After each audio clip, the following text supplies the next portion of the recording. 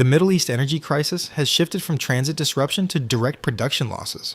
Reported strikes on Saudi Aramco facilities have forced halts at key sites, raising concerns about the durability of the world's primary swing producer. If Saudi spare capacity is constrained for more than a brief period, the global crude buffer that typically stabilizes markets during shocks becomes materially thinner.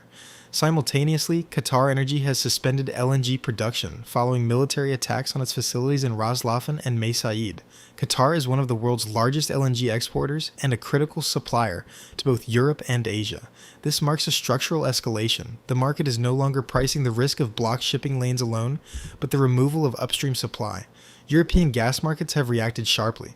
The TTF benchmark has surged roughly 50% to around 48 nabio, reflecting an abrupt repricing of supply risk.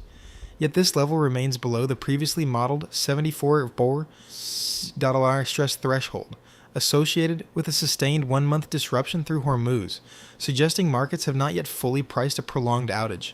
Europe is particularly vulnerable. Since the collapse of Russian pipeline flows, LNG has become central to its energy security framework, with Qatar historically supplying a meaningful share of imports. At the same time, European gas storage levels sit at seasonal lows relative to recent years and below the 5-year average.